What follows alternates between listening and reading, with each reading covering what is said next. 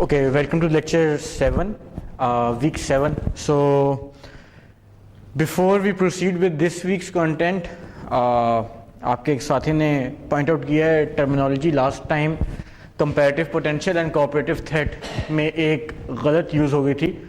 सो cooperative threat जब high होगा और कोऑपरेटिव पोटेंशियल जब हाई होगा तो दिस इज स्विंग. तो हमने लास्ट टाइम स्विंग को इस कैटेगरी में लिख दिया था, जो कि असल में इस कैटेगरी में होना चाहिए. ठीक है, तो ये अपने पास आप लोग करेक्शन कर लीजिएगा.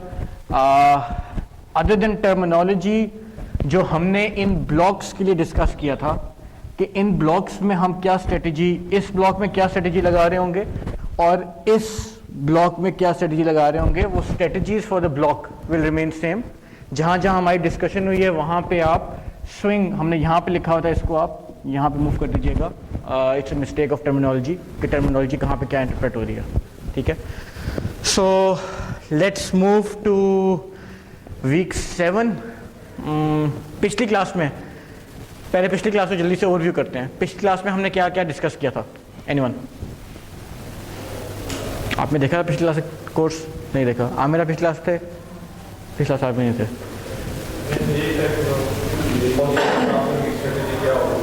ठीक है, सही. 5-6 किस्म के हमने 4 किस्म के हमने इंटरेक्शंस देखे थे. जनरल डेली लाइफ इंटरेक्शन जो हम करते हैं उनके बारे में हमने स्टडी किया था. उसके बाद हमने कहा था कि विद रिस्पेक्ट टू हम उसको कैटेगराइज करेंगे, कैटेगराइज करके उसके बाद आगे देखेंगे कि किस स्टेक होल्डर का क्या पोटेंशियल है. Is it a competitive threat for us, कि कंपटीशन के पॉइंट ऑफ व्यू से हमसे थ्रेट बन सकता है, या कोई कोऑपरेटिव पोटेंशियल उसमें फ्यूचर में क्या होगा. तो हमने बात की थी कि हम पहले उसका प्रेजेंट स्टेट देखेंगे कि उसका प्रेजेंट स्टेट क्या है, प्रेजेंट बिहेवियर क्या है. प्रेजेंट बिहेवियर के हिसाब से फिर उसका फ्यूचर जो बिहेवियर या फ्यूचर स्टेट हो सकती है उसको इंटरप्रेट करेंगे. और जब भी हम स्टेक होल्डर मैनेजमेंट की तरफ जाते हैं हम फ्यूचर स्टेट की मैनेजमेंट करने की बात करते हैं. ठीक है, क्योंकि व्हाट्स इन प्रेजेंट अगर हम उसके पीछे पड़ जाएंगे तो the benefit would not be a long term benefit. तो अगर आपने लॉन्ग टर्म बेनिफिट रीप करना है तो you always look into the future state. इसके अलावा क्या चीज़ हमने डिस्कस की थी?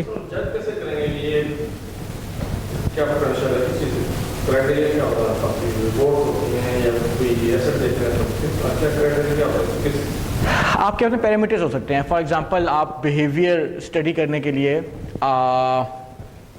नेस्ले जो है, नेस्ले के मैं एग्जांपल लूँ, नेस्ले बिहेवियर स्टडी कर रहा है, let's say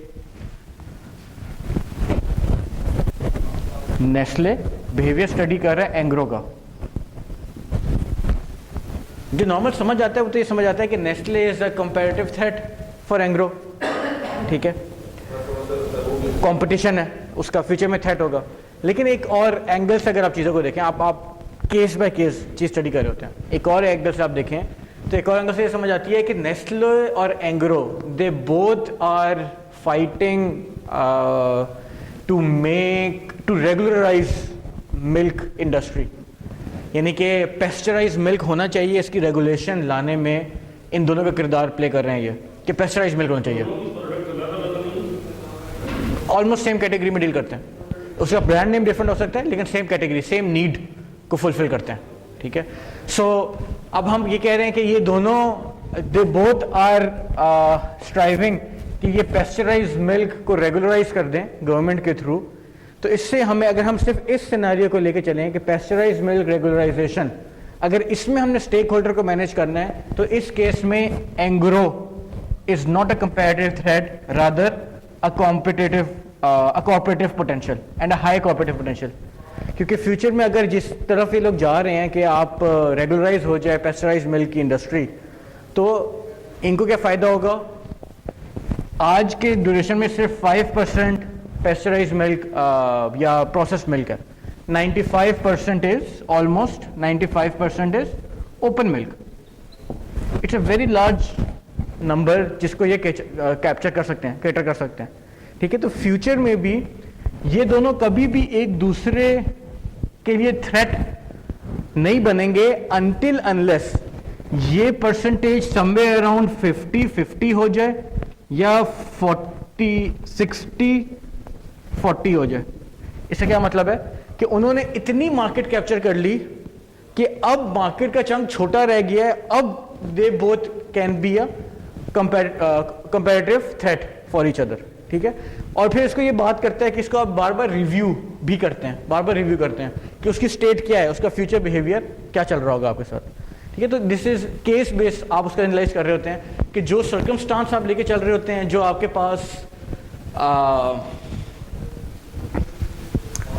pass case study बनी हुई है, या जो आपके प्रॉब्लम एरिया है जिसको आप सॉल्व करना चाह रहे हैं, या जो आपकी वैल्यू प्रोपोजिशन है जो आप कम्युनिकेट करना चाह रहे हैं कस्टमर में, जिस भी वैल्यू की बेस पे आप कस्टमर से इंटरेक्ट करना चाह रहे हैं, या आपकी बिजनेस प्रोपोजिशन जो बनी हुई है, उस बिजनेस प्रोपोजिशन की बेस पे क्या कौन सा कंपैरेटिव थ्रेट होगा, कौन कॉर्पोरेटिव पोटेंशियल आपके लिए बनेगा, ठीक है। So this can also be employ से पॉइंट ऑफ व्यू हम बात करते हैं। अगर एम्प्लॉय का एस्पेक्ट देखना है तो नेस्ले और एंग्रो जो हैं ये कंपैरेटिव थ्रेट है, high comparative threat for each other. क्यों? Because there handful of employees जो इनकी इंडस्ट्री में ट्रेन हुए हुए हैं। वही एम्प्लॉय या नेस्ले के पास जाना है, या एंग्रो के पास जाना है, फौजी फूड के पास जाना है, 3-4 और कंपनी हमारे पास हैं, उनमें से किसी कंपनी के पास जाना है। तो हैंडफुल ऑफ एम्प्लॉयज़, एम्प्लॉय के केस में या एम्प्लॉय को मैनेज करने के केस में ये आपस में कंपैरेटिव थ्रेट हो जाएंगे। गवर्नमेंट रेगुलराइजेशन के टर्म्स में अगर government as a stakeholder को हम डील कर रहे हो तो फिर कौन कौन से प्लेयर्स क्या रोल प्ले कर सकते हैं, तो उसमें जो आपके डायरेक्ट कंपटीशन है, फिर डायरेक्ट कंपटीशन नहीं होगा, वो आपका कोऑपरेटिव पोटेंशियल बन जाएगा।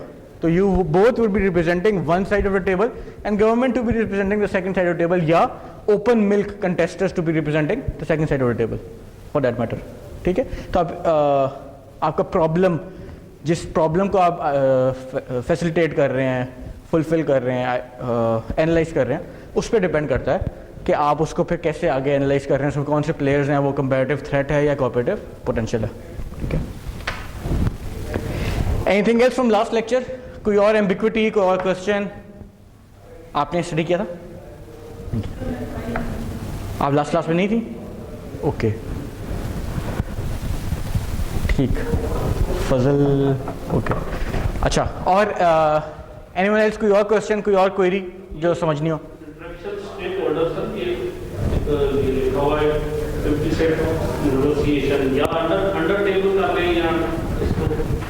इम्प्लिसिट नेगोशिएशन होती है, इसकी हमने एग्जांपल दी थी टबैको की। टबैको कैसे इम्प्लिसिट नेगोशिएशन करता है? आप डायरेक्ट नेगोशिएशन टेबल पर नहीं आ रहे, लेकिन आप इम्प्लाई कर रहे हो कि आप नेगोशिएट कर रहे हो। For example, human rights commission ने टोबैको के अगेंस्ट केस कर दिया कि एक कैंसर कॉजिंग एलिमेंट है जिसकी वजह से दिस शुड बी बैंड, ठीक है। अब इसको आपने, इसके साथ आपने एक नेगोशिएशन में आना है।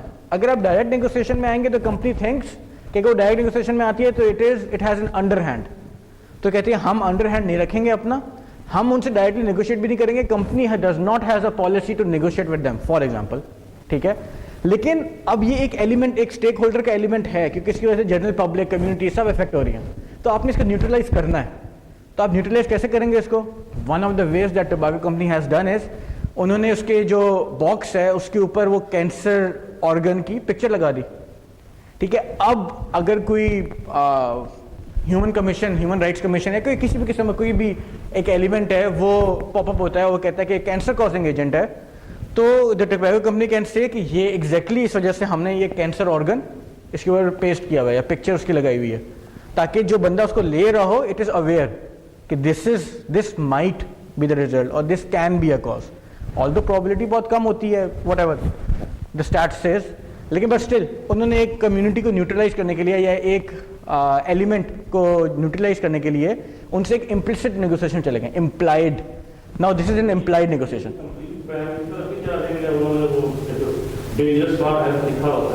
बिल्कुल, और वो इंसानों के लिए नहीं थी।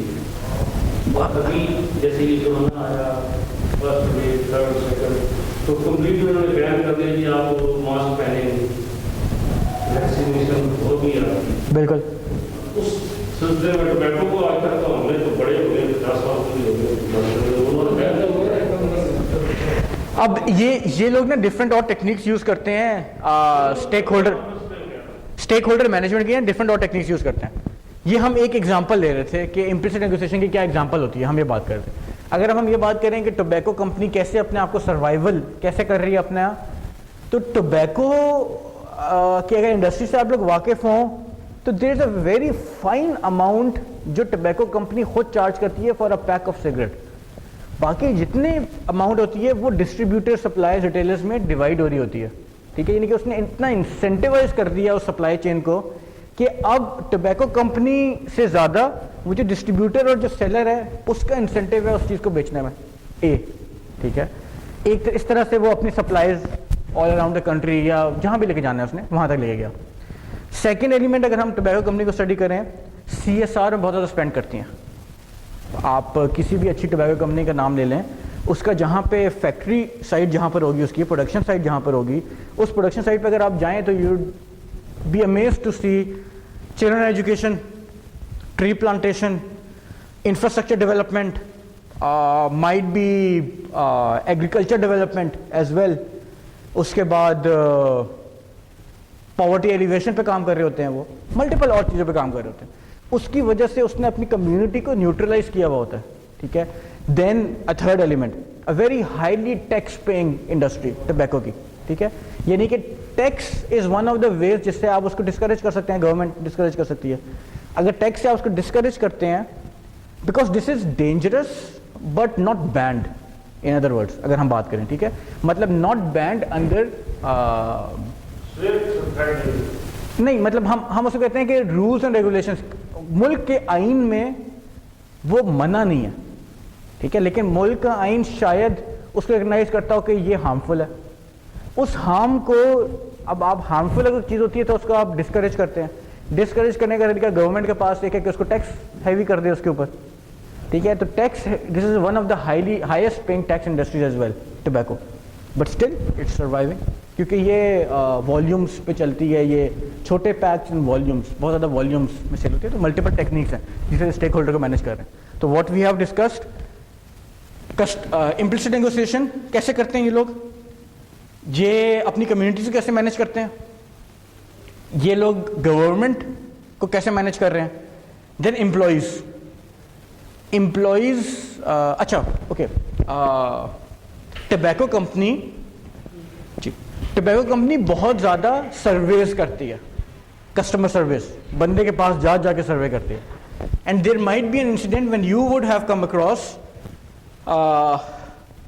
अ सर्वे कंपनी जो आके आपसे पूछते हैं आर यू अ स्मोकर। अगर आप कहते हैं I am not a smoker, तो that person would turn away, it would not continue asking you the question, ठीक है। तो गवर्नमेंट इस लेवल से डिस्करेज करती है कि जो बंदा स्मोकिंग नहीं करता आप उसको स्मोकिंग की तरफ नहीं लेके आ सकते, आप उसको बता भी नहीं सकते व्हाट इज योर प्रोडक्ट और what is not your product, ठीक है। तो इसके संग rules and regulations are in place, but then again it's harmful element, it's not something which is banned under the law, ठीक है। तो they have the room to operate. नहीं, हम इसको कॉमन इंटरेस्ट नहीं कह सकते, हम इसको डिस्करेजिंग एलिमेंट्स कहते हैं। हर फॉर एग्जाम्पल गवर्नमेंट उसको, क्योंकि बैंड आइटम नहीं है तो गवर्नमेंट उसको लीगली, मतलब इलीगल डिक्लेयर नहीं कर सकती। अगर इलीगल डिक्लेयर नहीं कर सकती, लेकिन उसको what do we say discourage कर सकती है। डिस्करेज करने के पास गवर्नमेंट के मल्टीपल एलिमेंट्स है। मल्टीपल एलिमेंट्स क्या है? Taxation is one of it, CSR की requirement is second of it, no public advertisement is third of it, ठीक है। फिर आप public declaration is fourth, under 18 आप सेल नहीं कर सकते, फिफ्थ ऑफ इट। तो गवर्नमेंट से रेगुलेशंस ले आई है उसको डिस्करेज करने के लिए, ठीक है। लेकिन बिकॉज इट्स नॉट इलीगल तो government can not ban it straight away, ठीक है। तो गवर्नमेंट का अपना इंटरेस्ट है कि आपकी सोसाइटी चलती रहे विद इन अ फ्रेमवर्क, वो फ्रेमवर्क उसने बना दिया, तो government can not intervene totally. तो हम कहते हैं कि उनका इंटरेस्ट नहीं है, लेकिन at the same time they can be a stakeholder to it, क्योंकि government policies, each and everything is a stakeholder उस टर्म्स में। हर कंपनी के लिए government and policies are stakeholders to it. So anything else from the last lecture? कुछ और पढ़ा हो, समझ ना आया हो, डिस्कस करना हो? ना पढ़ा हो, क्लास में सुना हो, डिस्कस करना हो? क्लास में भी ना सुना हो, पढ़ा भी ना हो, डिस्कस भी ना करना हो, ये कैटेगरी चाहिए। ये आखिरी कैटेगरी अच्छी थी। So okay, what are we looking forward? Corporate and external stakeholders को थोड़ा सा हम स्टडी करते हैं कि कॉर्पोरेशंस कॉर्पोरेट अपने आप को कैसे मैनेज कर रही होती है, एक्सटर्नल स्टेक होल्डर्स कैसे मैनेज कर रही होती है। Now we are out of the principles thing. Principles जितने हमने स्टडी करने थे, बेसिक फ्रेमवर्क जितने स्टडी करने थे, वी हैव डन दैट, ठीक है। Now we be looking into a larger aspects of thing. आज से ऑनवर्ड जो हमारा पढ़ाई का तरीका होगा, that would be we be looking into the macro level की चीज़ें, और फिर उसके बाद केस स्टडीज वगैरह करेंगे ताकि हमें समझ आए कि दुनिया में वो चीज़ इंप्लीमेंट कैसे होती है। अगर हमारे सामने इस तरह कोई सिनेरियो आ जाए तो हम उसको कैसे फुलफिल कर रहे होंगे। उस सिनेरियो से निकलने के लिए, या दुनिया जैसे निकल रही होती है फ्रॉम फेस ऑफ इट, वो बात आसान लग रही होगी, लेकिन उसके बैक एंड पे वही प्रिंसिपल्स, वही रूल्स लग रहे होंगे जो हमने पहले 6 लेक्चर्स में या 6 क्लासेस 6 वीक्स में स्टडी किया, ठीक है। सो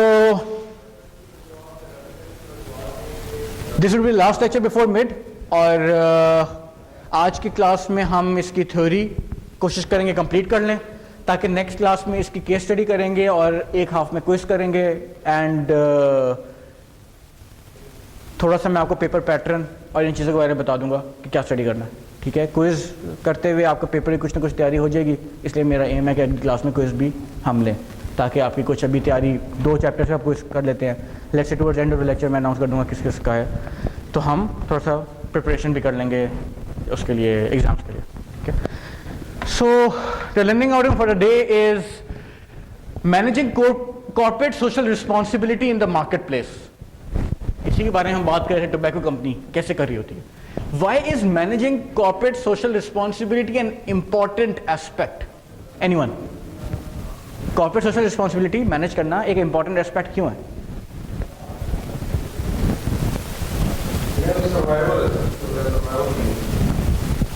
सर्वाइवल नीड्स के लिए हमने पिछले, अब देखें वट एवर वी स्टडी आगे, वो पिछले चैप्टर से, पिछले कोर्स से लिंक हो रहा होगा। हमने पढ़ा था पीछे एक जगह पे कोई 4 चीज़ें, एक डायग्राम देखी थी हमने, उसमें 3 लेवल्स थे और एथिकल लीडरशिप उसको सराउंड कर रही थी। उसमें हमने एक लेवल ये पढ़ा था कि हम अपने एनवायरनमेंट को देख रहे होते हैं, और एनवायरनमेंट या एक्सटर्नल चीज़ों को देख रहे होते हैं कि कैसे हम उसके बेस पे कैसे रिएक्ट करेंगे। तो corporate social responsibility is one of the veg कि आप अपने एक्सटर्नल एनवायरनमेंट से कैसे इंटरेक्ट कर रहे होते हैं, ठीक है।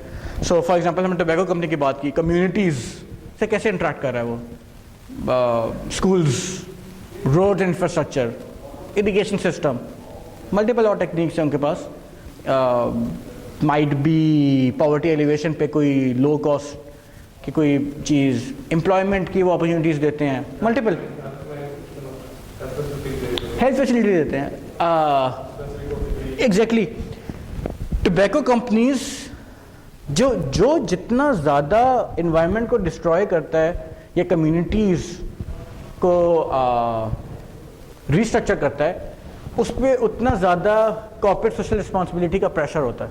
And one of the ways of pressure release किया जाता है through health facilities. Health facility, किसी भी बड़े कॉर्पोरेट को आप देख लें, उसने अपनी एक फ्री हेल्थ फैसिलिटी लाजमी बनाई होती है, बिल्कुल। I have not happen to see this with government entities, लेकिन अदरवाइज प्राइवेट सेक्टर में हर जगह पे होता है। किसी का आप फर्टिलाइज़र प्लांट पे देख लें, आप पावर प्लांट पे देख लें, आपने टोबैको प्लांट पे देख लें, for that matter Engro Nestle के प्रोडक्शन प्लांट देख लें, उनकी जितने प्रोडक्शन प्लांट्स हैं उनके आसपास, and that is for the community, not for that place in itself, ठीक है। So managing corporate social responsibility with external stakeholders, ये 2 एलिमेंट्स हम देख लेंगे। फिर managing and balancing corporate governance, compliance and regulation. What is a corporate governance? Anyone?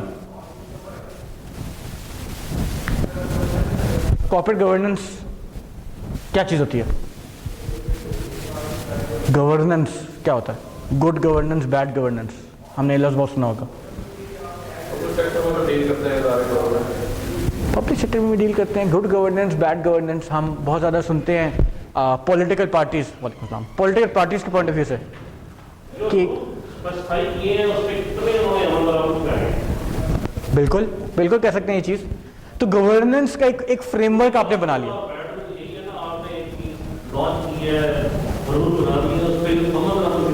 Exactly. आपकी community उसको कितना होगा? एग्जैक्टली। सो द गवर्नेंस का एक फ्रेमवर्क जो है वो ये बताता है कि आपने क्या प्रिंसिपल्स अपनी कंपनी के लिए डिफाइन किए हैं। कॉर्पोरेट गवर्नेंस का फ्रेमवर्क कॉर्पोरेट के प्रिंसिपल्स पॉलिसीज़ पर बात करता है, और ये गवर्नेंस का फ्रेमवर्क एक स्टेप आगे जाता है और देखता है कितने फुलफिल हुए हैं, वो चीज़ें फुलफिल हुई हैं कि नहीं हुई। ठीक है, तो हम आप किसी भी कंपनी की अगर आप ऑडिटेड फाइनेंशियल्स ले लें या एनुअल रिपोर्ट ले लें किसी पब्लिक सेक्टर कंपनी की, तो उसमें कॉर्पोरेट गवर्नेंस का एक सेक्शन होता है। तो corporate governance has been added to annual reports या to annual audits of the company, कि आपकी ये चीज़ भी इसमें ऐड होनी चाहिए। क्यों ऐड हुई है, किस वजह से हुई है, क्या उसका बैकग्राउंड था, वील स्टडी इन दिस कि किस वजह से क्या चीज़ें इवॉल्व कैसे हुई है company. Role of law and regulatory agencies in corporate compliance, we might skip this, we might do this depending on the time कि हमारे पास टाइम क्या होता है, लेकिन इसमें ज़्यादा हमारे पास फ्रेमवर्क क्योंकि इंटरनेशनल सिनेरियोस का है तो we might skip it. Then managing external issues, crisis, lesson from the past, इसमें हम केस स्टडी कर रहे होंगे। The case study would be done in the next lecture इंशाल्लाह। ठीक है, ओपनिंग केस, ये तो शायद आपको विजिबल ना हो, मैं इसको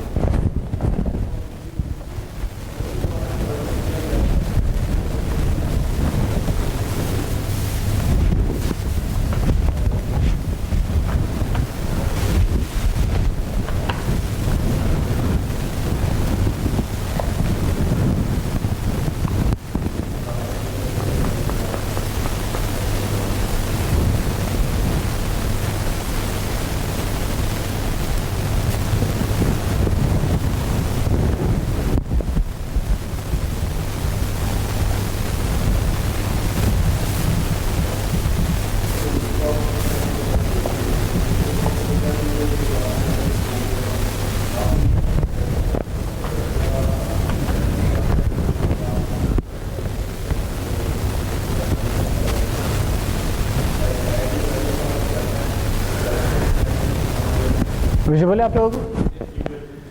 let's do it together. On January 17, 2008, TJX Companies Incorporated, a leading retailer in the field of clothing and home fashions, which operates stores domestically and internationally, announced that the organization had experienced an unauthorized intrusion of its computer systems. ठीक है, जहाँ तक क्या समझ आई कि एक retailer company है जो कि क्लोथिंग और होम फैशन पे काम करती है, और उसने रियलाइज़ किया कि उसके जो कंप्यूटर सिस्टम है उसमें कोई इंट्रूजन हुई है, कोई हैकिंग हुई, कोई एक्सटर्नल बॉडी उसमें एंटर होने की कोशिश हुई। ठीक है, so the customer information including credit card, debit card and driver licence number had been compromised, यानी कि आपका इंफॉर्मेशन ये लीक हो गई फ्रॉम द कंपनी। सही है। The intrusion had been discovered in December 2006, and it was thought that data and information as far back as 2003 had been accessed and or stolen, यानी कोई 3 साल का डेटा स्टील हो चुका था।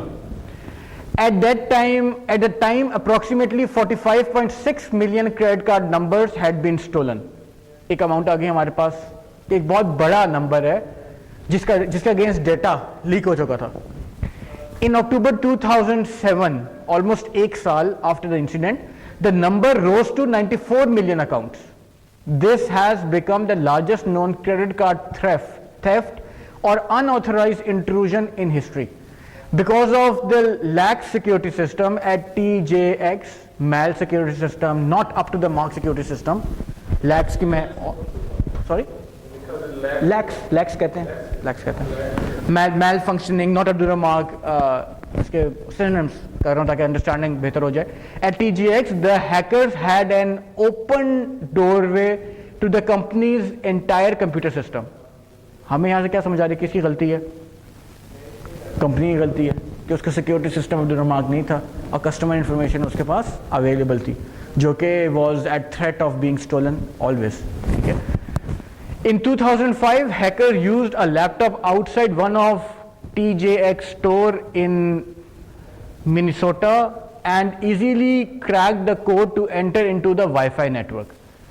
Once in, the hackers were able to access customer database at the corporate headquarters in Framingham, Massachusetts, the hackers gained access to millions of credit card and debit card numbers, information on refund transactions and customer address and phone number. जहाँ से हमें समझ आएगी incident हुआ क्या था. Incident क्या हुआ था कि मिनेसोटा की एक आउटलेट थी, उस आउटलेट में बैठकर उन्होंने वाईफाई का उनका नेटवर्क एक्सेस किया. Technology person would know it. इस किस्म की companies what they do is कि कस्टमर इंफॉर्मेशन, इस तरह की चीज़ें जो हैं वो सिर्फ अपने लोकल नेटवर्क पे एक्सेस की जा सकती है. ठीक है, लेकिन क्योंकि wifi technology is very common, back in the time US में कॉमन हो चुकी थी, तो उन्होंने अपने लोकल वाईफाई नेटवर्क भी बनाया हुआ था.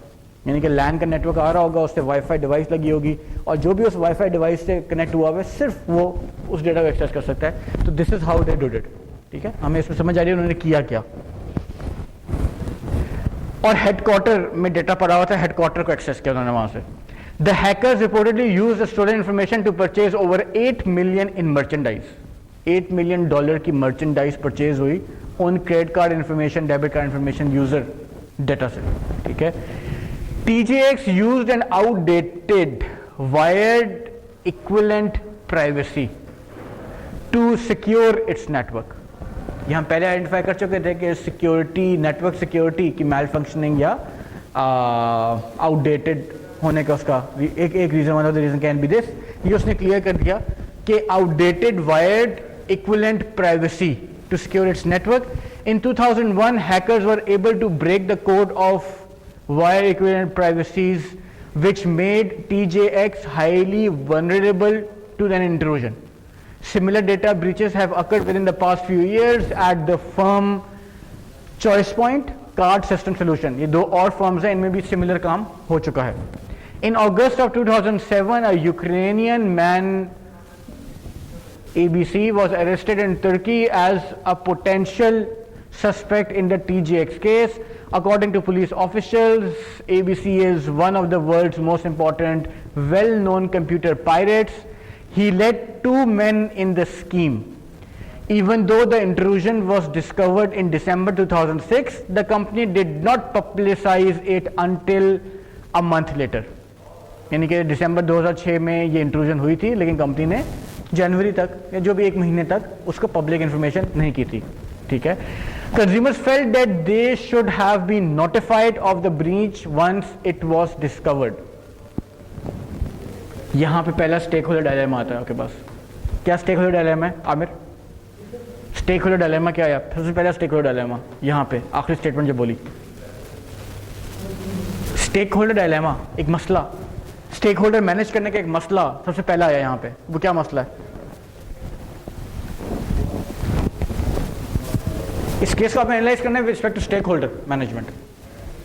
ठीक है, कंपनियां कह रही है the consumer felt that they should have been notified of the breach once it was discovered. Why did they feel this?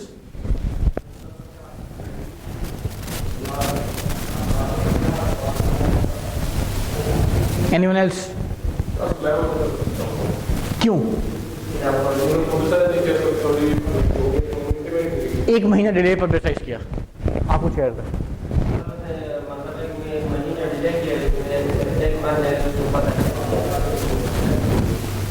Company में एक बंदे को पता चल गया था ये बात. नहीं, ये जिसको मैं एबीसी बोल रहा हूँ, यस ट्रेम्स्की, ये वो बंदा जिसने कहा, जिसने हैकिंग की थी, जो कल्प्रिट था या जो सस्पेक्ट था. इन अदर वर्ड्स हम सस्पेक्ट कह लेते हैं. अभी तक पता नहीं उसने की थी नहीं की थी, लेकिन he was suspected of doing it. ठीक है,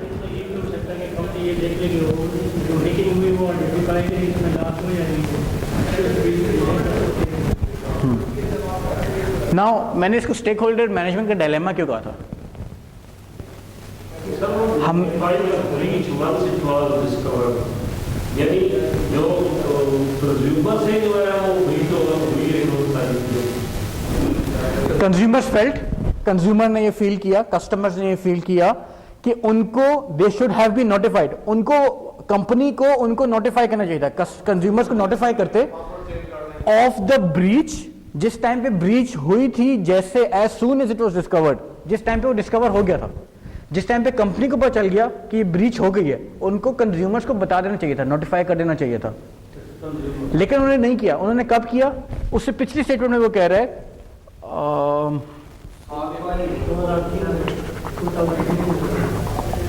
मंथ बैक की बात की थी ना उसने, कहाँ की थी? ओके हाँ, इन December 2006 the company did not publicise it until a month later.